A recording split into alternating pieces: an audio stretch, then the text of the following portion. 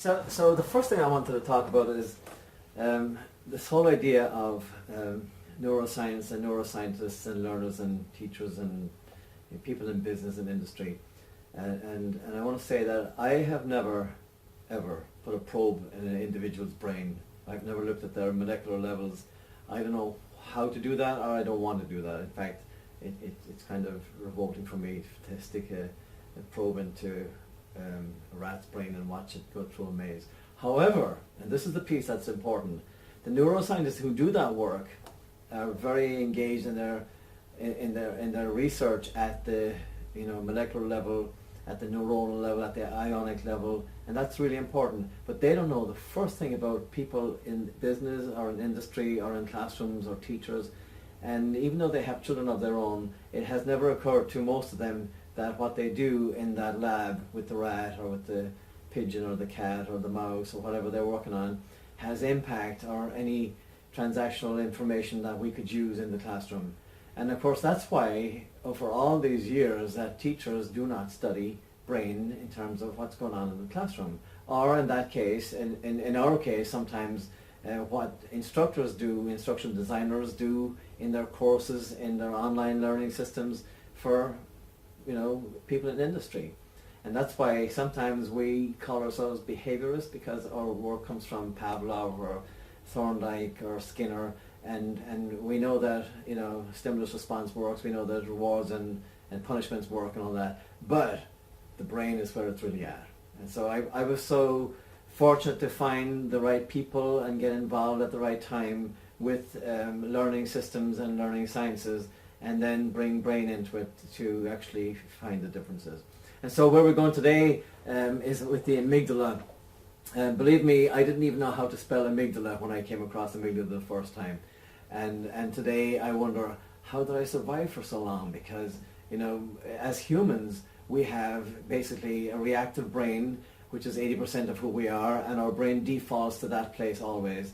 And we want to be, our active brain, we want to be the people who are predictive, who are having executive functions. We think we're going to have fabulous thoughts and do great things, but most of the time we're reacting, and we're reacting to what you said or what he looked like or what he might look like, or the fact that I think I'm no good, and we're reacting because of the amygdala.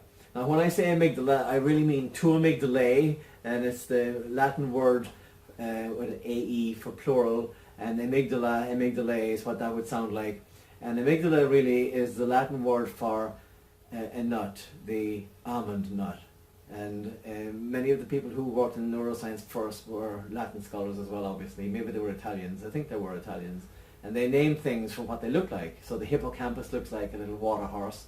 The amygdala looks like a nut. And I don't know, I don't even talk about the prefrontal cortex, because there is no such thing as prefrontal, but they call it that anyway. It's the frontal cortex, but we call it prefrontal cortex, sometimes PFC for short. And so today I want to talk about the difference between amygdala and prefrontal cortex, because this is the critical piece for all learning. And the one thing I want to refresh is that all of our experience comes in through the senses to our brain, and we make decisions based on that. Well, guess what? The amygdala is a little routing system, the place that says it's going to go either to the prefrontal cortex, which is 20% of our exceptional thinking and constructive thinking and predictive thinking and planning and all of that good stuff, the executive functioning. And if it doesn't go there, it'll be sent down to the reactive brain, which is 80% of our system. And so why would the amygdala choose one over the other? And it has to do with if my amygdala is in a hyperactive state or not. If it's in a hyperactive state, and that means it's stressed, it's bored, it's sad, it's angry, it's any of those human traits that we know we have, then the amygdala will force everything that it learns from the experience of the outside world coming into the reactive state. And that's really the zebra out there in the African plain. I can either fight, flight, or freeze. That's my amygdala. And everybody has an amygdala, and the amygdala is very essential, because if something dangerous happens, I need to know, because that's my self-preservation and my security. And my amygdala is going to decide whether what's coming in is going to go down to my reactive brain or up to my my constructive brain, my functions in the executive space where I want to be, which is the PFC. And so why then is it important that I have some kind of control of my amygdala and know that its state is going to be in a position where it can receive information and do the right thing with it. So the right thing might be at some point fight or flight or freeze, and that's good if that's what the case is. But if I want to learn something and I'm already in a hyperactive state and I'm not paying any attention because I'm already super excited in that space, and I'm thinking about something that happened this morning, or I'm anticipating something that might happen tomorrow, I'm ruminating on something that happened last week, or I'm perseverating about somebody that I can't stand, all of that stuff keeps my amygdala so hyperactive that nothing is going through to my prefrontal cortex where I can take actions and be predictive or planning or social about it, and so I'm reacting, and that stops my learning, and that's a very important thing to know. There are things we can do, and we'll talk about that when we talk about mindfulness and music, dance, particularly exercise. Exercise is probably the most important thing, and we know this because we have done a lot of experiments. When I say we, I'm talking about translating work that neuroscience have done in the lab with animals in cages and predicting from them the impact of social, put 2 or 3 in a cage together, give them a lot of food, happiness, water and all that kind of stuff. But also, if I give them an exercise wheel and I get them to exercise, that has a huge impact on whether they're going to be in their amygdala or in their prefrontal cortex. And it turns out that exercise is the number one thing. So we shouldn't sit here anymore, we should get up and walk.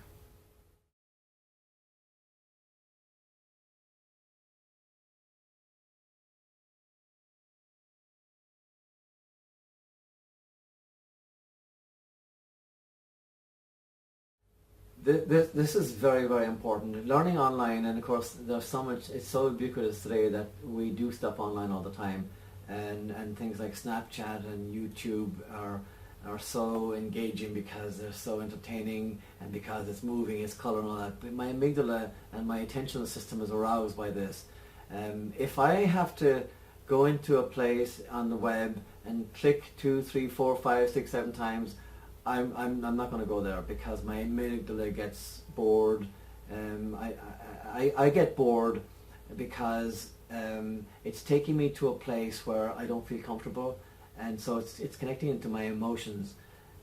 It's very important that when I get on the web that I'm engaged immediately, and my prefrontal cortex is engaged by answering the 3 questions. What's in it for me here now? If I don't find that I'm in it somehow and it's not doing it right now, then I'm not going to go very far. If I have to do something that's boring or hard, or if there's no end in sight, if there's no predicted dopamine at the other end of this, why would I do it? If it's going to be hard work and I've already experienced some negative emotions because I was in that space before, I'm not going to go there. If my amygdala tells me it's a reaction, I'm done. So I'll just pop out. And that explains why when people get into MOOCs and they say, oh, I want to become a nuclear physicist, and the very first thing you have to do is to learn this formula. Say, yay, I never could learn those in school, I'm not going to do it now. I've got negative memories based on previous retroactive inhibitions, so I'm out straight away and I stop. It's not because I decide to stop, it's because my amygdala says, you're no good, you can't do this. And I've gone into my reactive brain. I know that place because I've been there many times before. It's a very familiar place. And so if you can't give me something in this online course that gives me some dopamine, give me some energy, some entertainment, some value, and it's coming right now for me here now, I can stay with the course for as long as that stays alive. But as soon as you give me a 2 pages to read or something boring or something that's too difficult for me to do, I'm gone.